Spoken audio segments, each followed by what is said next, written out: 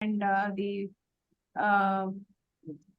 the speaker of today, that on the occasion of the World Food Day, and our very worthy professor colleagues, head colleagues, and faculty of IARI, and I hope now students also must be joining. They will some of them.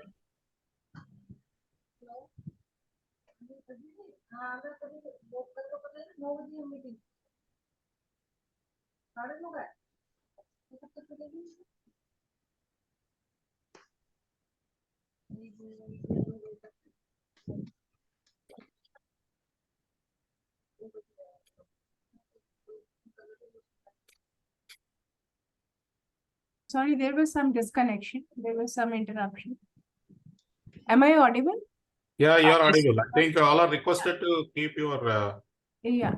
action So we muted. are here to celebrate, to commemorate, and to discuss the role of IRI in a way.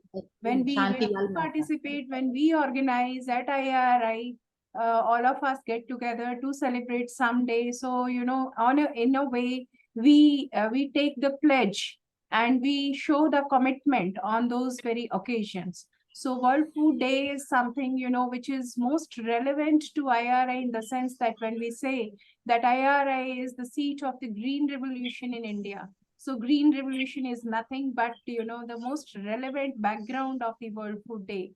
Because I think all of us are aware about some very small some caption which one of our colleagues had shared, or it was going viral, that there was a girl in the tears, and something was asked that who are you, what are you, what is your identity, are you belonging to some religion or some this and that and race or like that, and the only response that was given was that I'm hungry. So that is meaning that she needed food. So on this, so this shows the very this underlines the importance of food, not only for the humans but all other living beings who are not able to make food on their own. So on this very occasion, and my dear friends, now another thing which I would like to just humbly mention in my remarks here, that everything has to be correlated with the Sustainable Development Goals. And the SDGs are nowadays, the world experts are now relating it to the food systems. And very recently, I have come back from Kochi after convening student elocution contest, which was an interzonal contest, and that was in line with our just now concluded Agricultural Science Congress. That also talked about the agricultural food systems and the Sustainable Development Goals. So that's how, and the students, the young minds, the brilliant minds, the way they spoke, the way they expressed, I think with that, the awareness is there, but in that in that very sense, there is a need for us to take the SDGs in the front and make our strategies, reorient our roads towards the SDGs only. So the SDG 2, as we are all aware, that is on the zero hunger, and zero hunger is very well related with the SDG 12, that is on the responsible production and consumption, and the SDG 6, which is on the clean water. So having with all this centered around the very need, that is the hunger, that is the zero hunger, and that is the what about the World Food Day. So that very apt theme is there, that if there is a water, then there is food, and when there is food, I think we will be able to achieve, or we will be able to move towards the zero hunger. With that, I thank once again Dr. Brahmanand, and I would request Dr. Dahuja to kindly, although Dr. Brahmanand's profile everyone is aware, but still it's a duty, I think, of the organizing team. So I would request Dr. Dahuja to introduce the speaker of today to the audience. Thank you. Thank you, ma'am, for your nice remarks. As ma'am rightly said, the eminent speaker of today's lecture, Dr. Brahmanand sir, does not need any introduction to this audience. So he is currently Project Director, Water Technology Center, IARI. And besides, he is an eminent researcher in the field of agriculture, water management, with a special expertise on rainwater management, waterlogged area management, and disaster management strategies. So his present research projects are mainly focused on the post-flood management interventions, yield gap analysis of food crops, then impact of ICR flexi rubber check dam, and then methodology for the crop diversification, optimal cropping patterns in India, and policy research in the state-specific action plan on water and water guzzling crops in India. So he is a very renowned person in the field of the water management, and he has been decorated with numerous awards and recognition. And we all know that he is a Guinness World Record holder for marathon speeches and the fastest periodic table elements identification. So this is really a great achievement and the recognition. So with this brief introduction, I request Brahmanand sir to please deliver his talk, which I'm sure all are eagerly waiting for. Thank you, one and all. Thank you very much, sir. Most respected the Dean and First all Director Education. Speakers, please. Yeah, thank you very much, Dr. Dahujaji, for giving me this opportunity. Respected Joint Director Education and Dean, ICAR, IARI, and whole team of the Dean's Office for facilitating this particular lecture, and all my senior colleagues, the HODs, the professors, the researchers, the academicians, and most importantly, the student fraternity of ICAR, IARI. I am grateful that today I have been given an opportunity to share my thoughts on the central theme of the most auspicious day today, that is the World Food Day. So let me just share the presentation.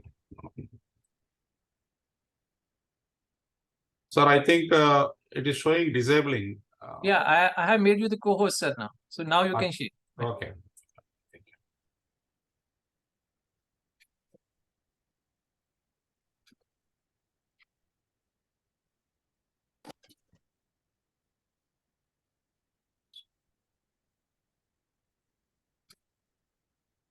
Yeah, friends, the central theme is actually, it is the water, which is the elixir of life, actually. And it is the food and water, they are inseparable. They both are, together. And finally, we have to consider some of the aspects. Nothing can be left behind. So keeping that as a central theme, so I am going to deliver the talk on the water management for sustainable agriculture, the food security, and the world peace. So when you talk about this, if you see the theme of the World Food Day for this year, that is water is life, water is food, and leave no one behind. What is the meaning of it? The meaning is actually the water resources, they are nothing but like natural resources, but they are controlled at different countries by different regimes, by different establishments. But finally, the equitable distribution of water resources, which is very much important for ensuring the sustainable agriculture and for making the water to reach to all the small and marginal farmers, the poorest of the poor in the world, especially in the African continent and Asian continent, the people will get the access to water. That is the importance of this leave no one behind. There are different components which we need to concentrate. So what we need to do, we need to concentrate both on the technological options and policy options, and we need to accelerate it for the sustainable water management. The similar the theme was also provided for the World Water Day 2023. We need to accelerate. We can't just go with a very business as usual scenario. We all know that climate is getting changed. Extreme climatic events are happening. So we need to be very fastly, we have to tackle the things. The research efforts must be intensified, mainly for enhancing the water use efficiency in case of both surface water resources and also from the groundwater resources, which is very important. Then developing the advanced techniques, both for the soil and water conservation, because they are both go together. You can't separate them. The way in which the water and food cannot be separated, Similarly, the soil and water conservation, they go together. Then when you talk about not only quantity, but talks about the quality of water, which is very important, because when we are taking the mission to take the water resources utilization and all, sometimes what is happening, like over exploitation of groundwater and release of effluents, industrial effluents, even the sewage water, they cause the quality concerns for the water management. So how to deal that is also very important. So if you can do all these things and if you meet the targets, you can mainly achieve the Sustainable Development Goal 6 of the United Nations, that is ensuring the access to water and sanitation to all by 2030. So there are three key words in the talk. That is, one is food security. See, another one is the world peace, and another one is sustainable agriculture. The sustainable agriculture, it mainly aims at producing the enough food material without compromising the basic amenities, without compromising the future of the future generations. So we have to ensure the security, both water and food security for the future. And at the same time, you have to take the mission forward to intensify the world food production. So that is sustainable agriculture. So for making the sustainable agriculture possible and ensuring the food security, especially in those countries, developing countries, where the people are still having a lot of issues to really have access to the food and water. And water and food, they go together. That's why when we talk about the food security, it's basically, it's not only the food security, it's also the nutritional security. IARI, it boasts of some of the achievements, especially the varieties, which can provide the nutritional security. And especially in the recent years, there are so many varieties which are really enriched with some of the micronutrients and other important nutrients, essential nutrients, which are required for the human beings. And they are all going to ensure the food and nutritional security. This is important, but without the utilization of water judiciously, it is not possible to ensure the food security. The third one is the world peace. The world peace, friends, we understand, if you can't, tackle the world hunger issue, the world cannot be peaceful. And this has been emphasized since the Vedic times, even till today. But the relevance has increased nowadays more. We all know the father of Green Revolution at the universal level, it's Norman Borlaug, who was awarded the Nobel Prize in 1970 in the category of world peace. It's mainly because he has facilitated, he has contributed significantly to the world food production and thereby reducing the hunger of the several of the malnourished population. Rather, it has facilitated a better food production for the people, and that's why he has been given the scope for getting the highest prize, you can say, that is the Nobel Prize in the peace category. That means agriculture and peace, they go together. And so these three are interrelated.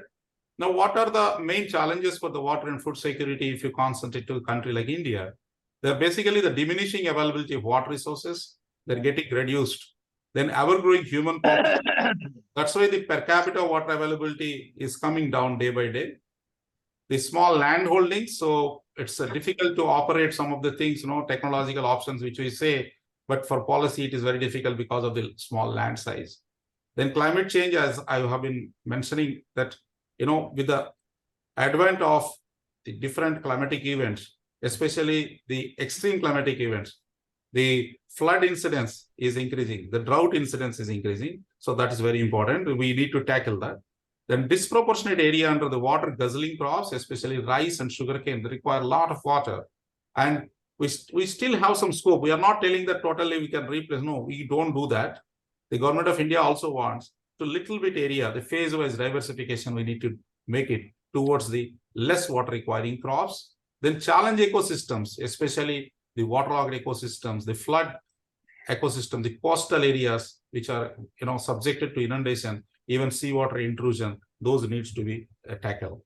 So if you put it in a very specific manner, then we can say like it is basically the distribution of the rainfall which plays the major role, major havoc here.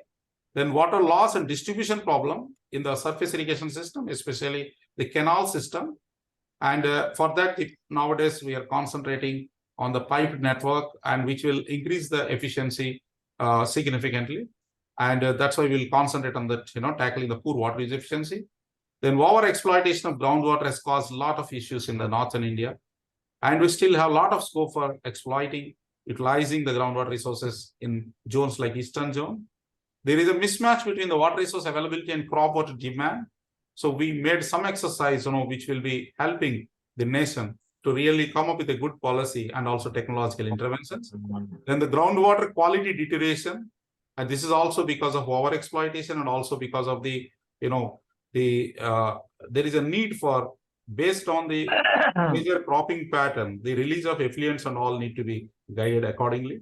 Then extreme events associated with the climate change. So friends, if you see the overall, the total precipitation per year at the global level, it is that 1,16,500 billion cubic meters is the total precipitation of the globe. And out of that, you see the 70,600 is the actually evapotranspiration. So what I want to say here is, it is the total global picture. It is around 60 to 61% of the total, the precipitation is going towards the evapotranspiration, so which you can't avoid. And if you see the trends in Eurasia, the South America, North America, the trends will be almost similar with some little variations. Now, why I'm talking about this is that when we have made the estimations for the India's water budget, so what we have done is basically the Ministry of Water Resources, they assessed the total annual rainfall as 3,840 BCM. This is based on the total, the 328 million hectares global, the geographical area multiplied with the annual precipitation in millimeters. So this figure is there. And out of that, if you see the available water after deleting the surface runoff and groundwater recharge, is coming 2,301. But when the revised estimations were made, then we have taken 65% of the total value as the evapotranspiration. And this is very important for students also, because at the global level, if you see the figure, so this is very much nearer to that. So you have to be very much cautious that you don't have much scope. So whatever available water, we need to utilize it in a judicious manner. So this underlines that. So this is supported with the global figure. And at the same time, agriculture is not the lone sector which is going to take water. It is the different sectors like, domestic uses, then industrial sector, energy sector, and other sectors, they also compete for water. And in the coming years, especially in 2050, if you see the projected trend, the demand will be mostly the rate of increase for the demand for industrial, for water demand is very high compared to the agriculture. So what does it indicate? It indicates that in 2050, agriculture, the irrigation will have lesser share out of the total water resource. It doesn't have that luxury to take the percentage like 84%, which is at present. So there also we need to be more cautious. And if you come to little bit some more statistics, like the present, the total net irrigated area in the country, it is 75.4 million hectares, and we have 139.9 million hectares as the net cultivable area. Out of that, it is now contributing around 53.8%. There's 54% in the country now it is irrigated. Still 46% is rain-fed. So we have, because of the efforts of the Government of India, flagship programs like Pradhan Mantri Krishi Sinchai Yojana and other these schemes, the irrigated area has increased considerably well, but still we need to go further. And at the same time, if you see the gross irrigated area, the 112 million hectares, and we have around 211 million hectares as the total gross cropped area of the country. And if you make the percentage estimation of that, then it is also 53% out of the gross crop area, this gross irrigated area. So the efforts for moving towards the development of irrigation infrastructure is considerably good, but still we need to go deeper, because the requirements for the ever-growing population is still very high. And at the same time, we have an issue of this groundwater. We are dependent now at a higher proportion. Now more than 62% is through the groundwater. And that's why the over-exploitation of groundwater, when you have to tackle, it's not that easy. The groundwater, then energy nexus, we need to consider, especially the solar energy application, the precision application. We need to concentrate so that what will happen, the water use efficiency will be enhanced, and that way the pressure on the groundwater will be less. Now, how we can accelerate? Not only the World Food Day, even World Water Day of 2023, it mainly concentrated on accelerating the change. See, we all intend to do the change, but at the same time, that change should happen fastly. Otherwise, the world hunger, what we are talking about, the SDG goals, we cannot really achieve the target which we have made. So if you see the disparities in the irrigation percentage of different crops, why I'm talking about this, suppose in case of rice crop, it is around 60%, whereas in case of wheat, we have gone beyond 96%. But in some of the crops like arhar, it's only 4% at the country level. So when you talk about the millets, the sorghum is having only 11% irrigated area. The pearl millet is having only 15% irrigated area. We still have a lot of scope. There's a lot of disparity. Okay, by nature, the crops are adjusted in rain-fed crops like millets. It's okay. But at the same time, we still have a lot of scope within which the policymakers need to work out. The academicians need to sensitize the system in such a manner where there is a lot of scope is there, that scope can be filled, and so that we can accelerate the change. Then interstate variations in the micro irrigation coverage area. If you see the drip irrigation and the sprinkler irrigation, around 14.5 million hectares in the country. It is completely, means at this moment, the country has attained 14.5 million hectares, out of which the sprinkler is a little bit higher, that is around 7.8 million hectares. But if you see the states, like in case of drip irrigation, it is the Maharashtra, then Andhra Pradesh, then Karnataka, Tamil Nadu. These are the states which are having almost maximum percentage under the drip irrigation. Similarly, in case of sprinkler, Rajasthan, Gujarat, the Karnataka, they are having the maximum area. But some of the states are not having even 1% area. So those are the issues which interstate variations we need to tackle if you really need to ensure the food security. Similarly, the higher stress should be given to the in situ moisture conservation practices, because still 46% of this country is rain-fed. We can't neglect it. And majority population, small and marginal farmers, they are present in that particular ecosystem. So we need to concentrate there, like water conservation measures, we need to give emphasis. Then phase-wise implementation of crop diversification, especially the rice and sugarcane, in some particular clusters only, based on the science-based policy, we have to go for the diversification. Then only it will be successful. Then post-disaster management with bundling approach. See, ICAR CREDA has come up with so many contingency plans, district level contingency plans, even more than 600 districts of the country. But what is happening, the inputs, whatever we are suggesting, they are not available at that particular time. So because of which the farmer is not able to utilize it. So this bundling approach is very much required. We have to go for the community nursery. We have to keep the material ready. Then only the contingency plan will be successful in the post-disaster scenario. So this is one. This is for overall knowledge for the all the delegates, that estimated water demand by existing cropping pattern in different Indian states, which we made an estimation, out of which you can see the state like Uttar Pradesh, it is the highest, and then followed by the Madhya Pradesh and Maharashtra. It depends upon the different types of the composition, like cereals, then oil seeds, pulses. The estimations have been made, and based on this, we also know what is the final water resources, like surface water resources and groundwater resources, and making a match, which I was talking about, that mismatch that needs to be tackled. And these estimations are very important. And if you see in a state like Uttar Pradesh, suppose this portion, this blue portion, is the cereals portion, and followed by you can find here this is the portion which is sugarcane actually, and then we have pulses to a considerable area, and then oil seeds. If you see the trend in case of Gujarat, then the cereals, the proportion is not that as high as in case of UP, because it is majorly taken by the crops like fibers. They have taken a good amount, then oil seeds are taken, and the water requirement values also changed accordingly. So now when we are making an optimal cropping pattern, these estimations will really help us actually. And some of the technologies like water saving and water utilizing technologies like raised and sunken bed system, where by making a desirable land modification, especially with the low cost for the small and marginal farmers, even the high water requiring crops can be grown in the trenches, whereas in the raised beds we can go for the vegetable cultivation.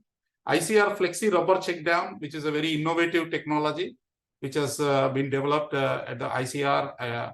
IAWM has developed in collaboration with the Indian Rubber Manufacturing Research Association and also SIRCOT Mumbai. This is a very good one for the soil and water conservation, especially during the dry spells. Even up to 800 meters, the water level can be enhanced to a considerable level by raising that what we are calling as a inflation, and the water can be utilized for the different farmers. Even 25 to 30 farmers, small farmers, marginal farmers, they can utilize this water, and this dam will have a life of around 20 years compared to the concrete check dams which have, which develop cracks at the high temperature. So this will be highly useful for the farmers. At the same time, the farmer can use it with very high flexibility and ease of operation. Convenience is very, very much there. This is the pipe where, he will use it just by filling it in 20 minutes. So this will raise to 1.5 meter high. So such type of innovative measures we need to do. At the same time, we can't neglect the component like animal component, like fishery component, especially in Eastern India, where there is a situation where water will be very much concentrated in terms of, there is a particular type of land topography, water will remain there, and that can be utilized by making a small modification, like 10% of the total land area can be converted into refuges where the fish will concentrate here. It is from fry to fingerling only, not for the growth pond. So this one will grow for around 2 months in integration with the rice crop. It will move to the rice fields. After August, when the water level comes down, then it will restrict only to the refuges. And this one will provide the additional returns to the farmers, and very low cost structure, and provides additional returns to the farmers.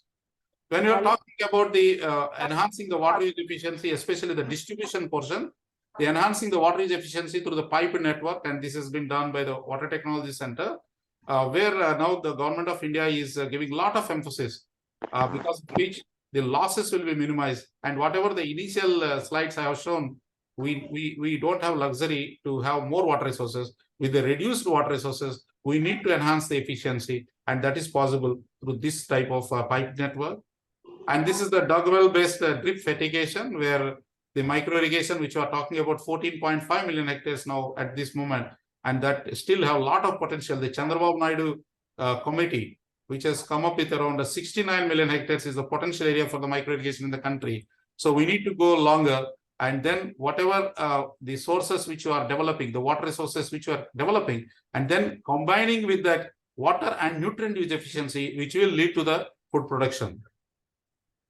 And this is the one which we are talking about. When we are talking about the precision irrigation, we cannot concentrate only at the highest level of accuracy, and because very few farmers in India, even in other developing countries, they have access to such high cost, precision irrigation infrastructure. So we need to see that the farmers who are practicing even surface irrigation, who are the majority population, they need to be supported also with the automation. And this is also work from the Water Technology Center, where the solar powered soil moisture sensor based automated surface irrigation system has been developed for the crop like wheat, and which has provided an advantage of at least 25% additional water use efficiency, the saving of water to that extent. This is a different backdrop, agroecosystem, especially the coastal India, where what happened, like the water logging, especially along with that, some of the salinity also is there. Then in that type of scenario, we need to go for a biodrainage species. And here what we are finding is the casuarina. It survives very well under the saline condition in the coastal areas. Here the farmer will get additional return of the firewood in the beginning years.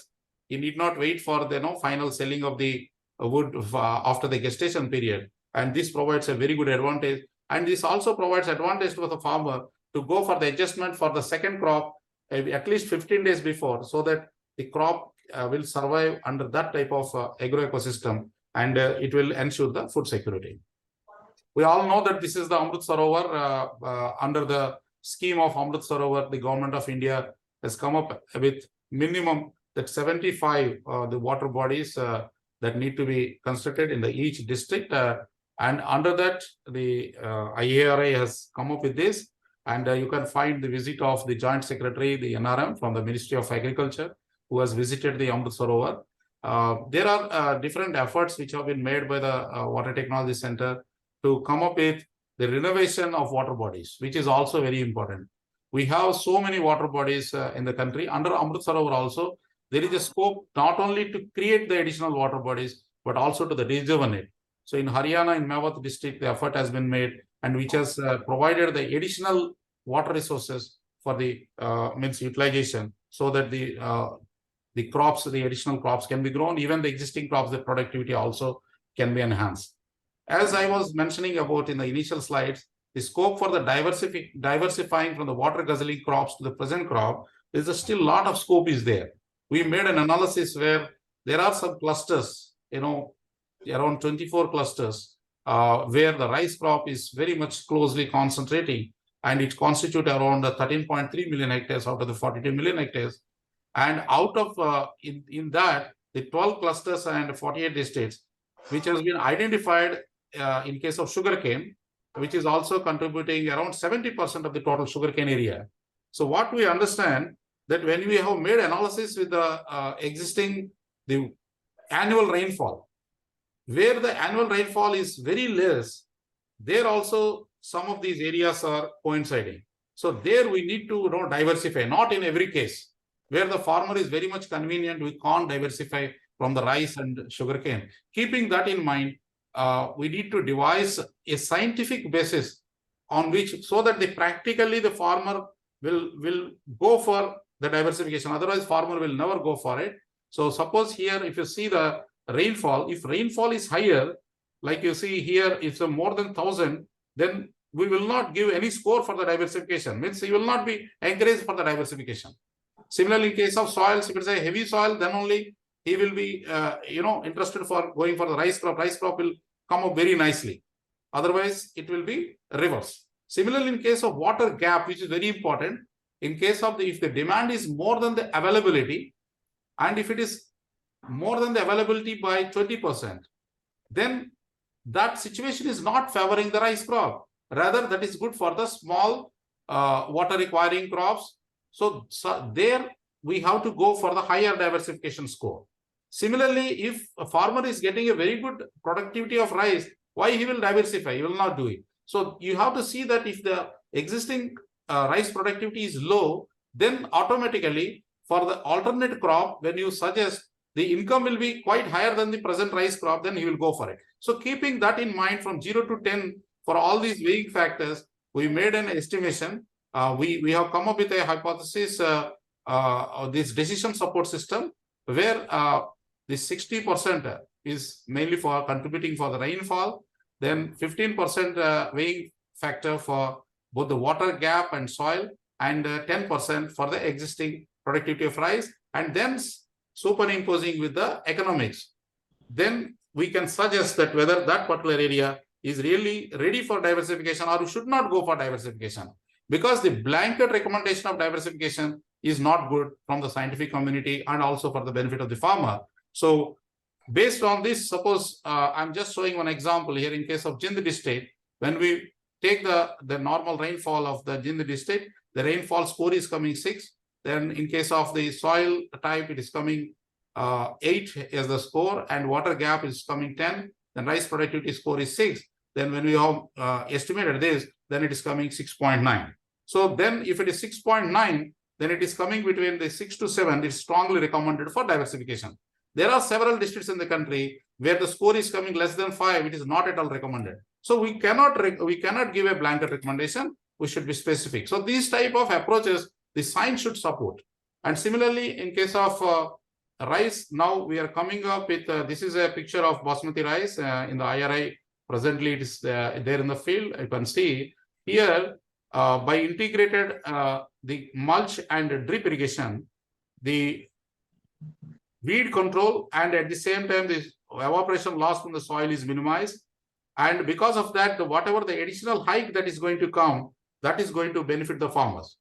If you see this crop again in the same field of IARI and in the water WTC farm, this is the picture at the Pell Millet, where this is also by using the this mulch material and also by drip irrigation, both in combination and in separation.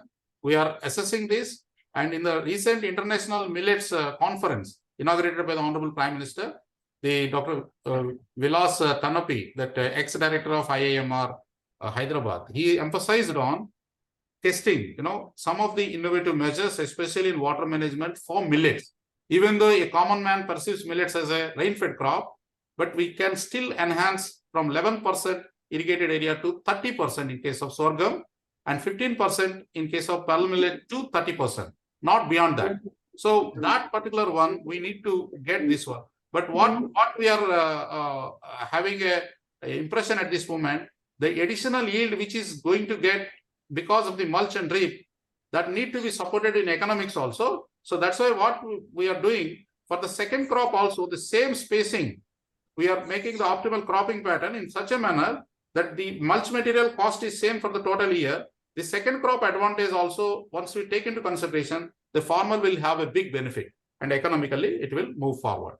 And this is a very healthy crop of sorghum with the combination of the drip integrated drip mulch one. And this will have a huge scope, and which we are going to show it to the other people also. Now, when you see some of the other models, especially in case of Africa, where a lot of efforts have been are being done by FAO, United Nations, CGIAR. If you see, there is a concept called harnessing the power of rain. In case of Senegal, if you see, the FAO has initiated a project that is strengthening the agricultural adaptation. There is a SAGA project where they have concentrated on two of the things. One is the rainwater harvesting and the innovative water management technique.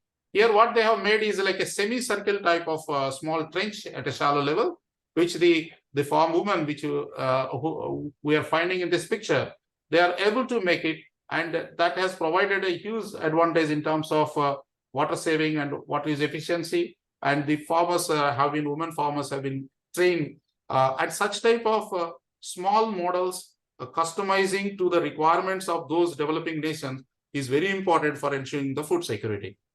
And here you can also find the hydroponic, the fodder production. This is in case of Namibia.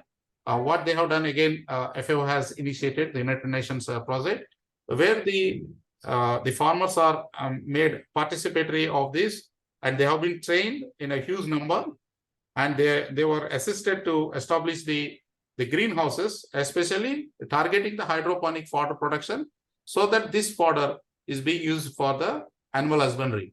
And the farmers are also, they are all small and marginal farmers. They have been categorized. The point of telling is the Indian Constitution, the basic principle under the directive principles of state policy, it is the growth with equity. It is not only the knowledge which we are enhancing, not only the technology which you are developing, that need to be equitably distributed. So when you see that the small and marginal farmers who contribute 86% of the total farmer population in the country, they need to be addressed. So similar models we are also having at country level. This is because under the World Food Day, in the FAO website, they have quoted this. I just wanted to share these examples. They are the success mantras, which we are also having. We need to customize according to our local situations. What we have to do is we have to go with advanced techniques. That is, for some group of farmers, it is very much required to keep the pace. At the same time, the majority population, the 86% population, like small land holdings, they require a separate type of interventions where we need to just adjust our interventions suiting their needs. Then the water and food, they will go together with good efficiency. We all know that it is the H2O which is finally resulting into the carbohydrate. We all studied under photosynthesis. But to make it happen, the amount of water resources are limited. Those water resources, once they are limited, we need to concentrate mainly on the efficiency. The quality portion I have not covered in the present lecture because of the paucity of the time. But the quality is also very important, and it is mainly from two sources. One is the industrial sources, industrial effluents, and second one is the wastewater. And if these two sources, if you are developing the water treatment technologies, and after the water treatment, if the level is coming less than the threshold limit, then we are using it for the safe use of water for the agricultural sector, which is also required nowadays.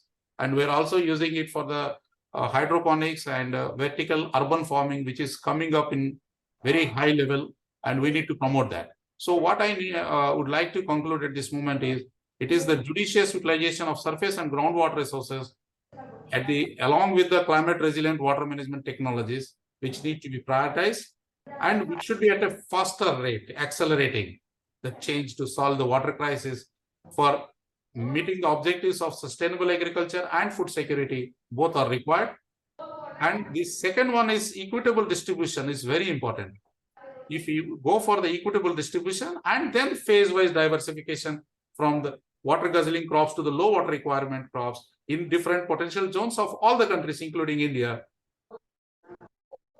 prerequisites for minimizing the world hunger and establishing world peace. At this moment, I can also just refer one thing, that is in our Vedas, it has been clearly mentioned that if you are really doing the prescribed duties, all citizens, all human beings have been given, task of prescribed duties. So if you are really, doing that, the prescribed duties, you will be eligible to go for, that age. Then after that age, a person, it is expected that after doing the puja and all, the rain, it is nothing but, the water that will happen. And once the rain happens, then the grain will happen. That is nothing but the food. So it is the rain and grain connection, which is very important, which has been mentioned in all religious texts, including Vedas. Now, the point is the sensitization, which is legally mentioned in the Indian Constitution and all other constitutional books of different nations. But it is the sensitivity towards that type of concept, both at the academics and also at the research, is very much required. And if you can integrate that philosophy as a researcher, as an academician, as a student, we can do wonders. And let us not forget the fact that it is the water from which the life is born. And it is the origin is water. And at the same time, it is the water through which even Dr. C.V. Raman, when he traveled, he got the idea of the Raman's effect has emerged from that. From there only the Nobel Prize also has come. And it is the water which has really been analyzed very well by Norman Borlaug, even though he's a geneticist and pathologist, everything he has been involved. But finally, he has come up with such type of food production with a judicious use of water, and it has delivered the Nobel Peace Prize. So it is the water which can really fulfill the needs of the whole aspirations of all different populations of this world. And it will also ensure us the food security and sustainable agriculture for our holy nation. So with this, I thank you, friends. I thank the Joint Director Education and Dean and whole team for giving me this opportunity. Thank you very much. ওটা চারটে ছিল, দুটো তো খেয়েছে, চারটা দিয়েছিল ওকে তখন বলে এটা শক্ত শুনতে মতে বলে না এটা শক্ত নিতে এরা। Dr. Thank Dahuja. you, sir. Yeah. Thank you, sir, for very informative and inspiring lecture. So it was really full of information, and you have clearly highlighted what are the points of mismanagement that are leading to the water scarcity. And then also you mentioned about the various innovative strategies, measures, and the policy interventions which are required to plug these gaps. So with this brief remarks, I would like to invite Dean and Joint Director Education of May I request some of the audience to kindly mute their mic, because thank you very much. So Dr. Brahmanand, thank you so much for this highly sensitizing. Always, of course, your oration is always, beyond than outstanding remarks. There is because when you are Guinness Book World Record holder, no wonder on that. Now people are seeing that. You can see it in the remarks itself, that people look forward to have more from you. So Dil Mange More sort of stuff, Thank it is you. growing. And Thank you you are going all to become for one that. of the most favorite speakers of IARI. So that's it. And in my closing remarks, what you said, of course, that was very lucid, said in the very, moving from in-house to the global and then bringing back again to the take-home message. And how I would like to conclude your discourse is something like when you said rain and grain connection. And when we say rain and grain connection, then, we, as you said, that when we want to please the gods, so whom we worship one whom we respect, because when there is something that we want to, it's basically preservation of the human civilization everywhere, so that, out of respect, out of fear, out of love, we worship. So that's why we tend to please the gods. And when we will please the gods, we will not do anything which is going to, annihilate, which is going to sort of destroy the things. So that is where the water preservation. So, and when water is preserved, climate is preserved, and when climate is preserved, then there will be more rain, and when there will be rain, there will be more grain. Yeah. And we will be moving towards the SDG 2. So that's how, everything is linked together. Just like I think we can make that sort of means spiritual and scientific. That illustration also we must try. Some of our students can try under your guidance, and that part we can display on the IARI website also as something, a connection between the rain and the grain. So, it was really mesmerizing. I particularly, when you said that your point was very strong, though humble, but it was very strong, that if, the FA sponsored programs of the farmer participation in Namibia and other elsewhere in the African countries, that can lead to, to the take home message, then why not in India? Only, and we are very much pro in terms of the technology adoptions and customizations according to our needs. So of course, that is now this is a time to look forward from the experiences elsewhere as are being done, at the global level. And the final point, which you said was, it is more of the farmers' participation. Means I'm taking, the gist of what you were trying to give to the audience. So, the farmer, because when we are going to the farmers, we are meeting them all the time, all of us. So the only take-home message that we bring is that farmer is no more the simple poor, that picture of the poor farmer. Poor farmer, I mean to say, with that gloom on his face and all.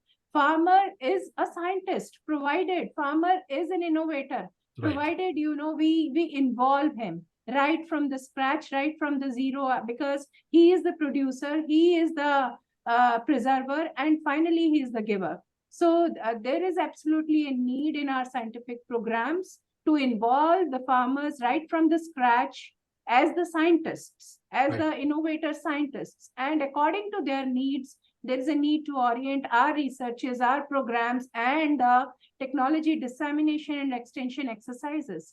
So I think that was the take-home messages that I could get from you. And the water, of course, will always remain the stream of life. There is absolutely no denying the fact, and you so well in such a lucid manner, as I again say, made your point. Thank you so much. Thank you, madam. Thank you. Thank you very much for all appreciation from you and other colleagues. Thank you very much. Actually, I would love to deliver, if any, on any other occasion, this rain and grain, that connection with some Vedic slokas and other religious texts also.